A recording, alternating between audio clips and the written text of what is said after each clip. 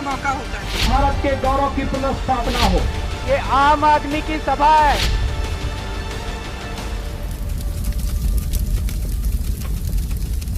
नमस्कार, समाचार भारत टीवी में मैं चांदनी आप सभी का स्वागत करती हूं। तो चलिए बढ़ते हैं आज की खबर की ओर।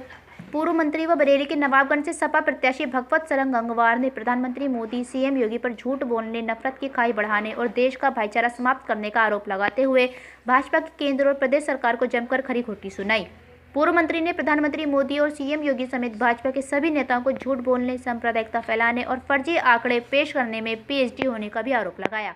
नवाबगंज विधानसभा के ग्राम बरखन में एक नुक्कड़ सभा को संबोधित करते हुए नवाबगंज से सपा प्रत्याशी भगवत सरन गंगवार ने भाजपा और आरएसएस पर हमला करते हुए कहा कि विकास की झूठी और फर्जी तस्वीर पेश करने वाली भाजपा ने विकास के नाम पर देश के युवाओं, किसानों, बेरोजगारों और गरीबों को ठगने का काम किया है।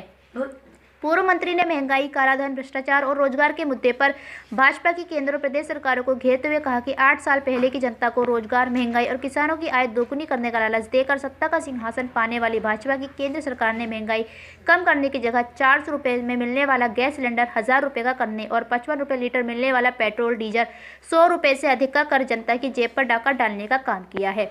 किसानों की आय दोगुनी होने की जगह खाद, डीएपी और रासायनिक उर्वरकों की कीमतों में बेतहाशा वृद्धि कर देश प्रदेश की भोली भाली जनता को लूटने का काम किया है।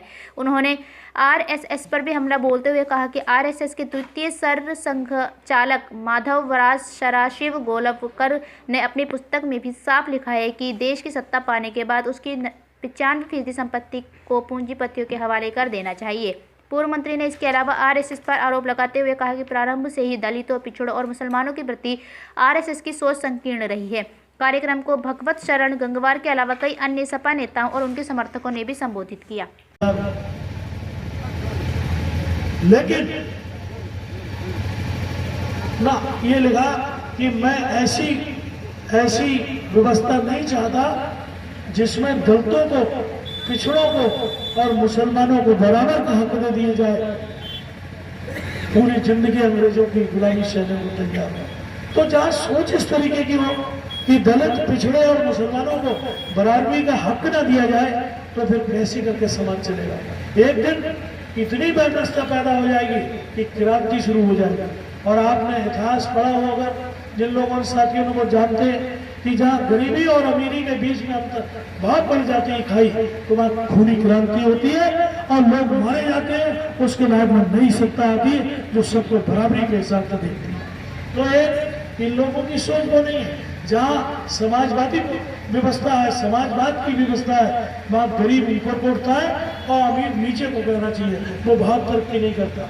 और जहाँ पूंजीवादी व्यवस्था है, जो इस सरकार की पूंजीवाद में विश्वास रखती है, तो वहाँ गरीब और होता चला जाता है और अमीर होता चला जाता है। तो साथियों, इसलिए हम लोग गरीबी में होते हैं। जहाँ तक सरकार की व्यवस्था की बात है, योगी महाराज ने कुछ नहीं काम किया, आप सब लोग अभी कह चुके हो। और अगर बात करें पिछली सरकार की, तो अखिलेश यादव जी की सरकार ने अपने नवाबगंज की बात करें, वैसे तो उन्होंने 45 जनपदों को 4 लेन रोड से जोड़ दिया।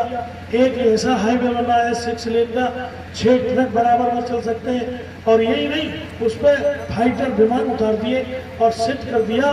केवल 22 महीने में 304 किलोमीटर रोड बना दी। कि अखिलेश यादव बहुत विकासशील पुरुष है। पूरे हिंदुस्तान में उनकी वाहवाही हुई। उनका विकास का जो मानक था पूरे हिंदुस्तान से ऊपर था। जैसे आज रोजगार की दर आप लोगों को मालूम क्या है? जब 17 के आखिर में रोजगार की दर, बेरोजगारी की दर थी 2.4 और आज की तारीख में है 4.9 बेरोजगारी की दर। यानी हम लोग लगातार बेरोजगार हमारे नौजवान होते। Hey there. Subscribe to my channel.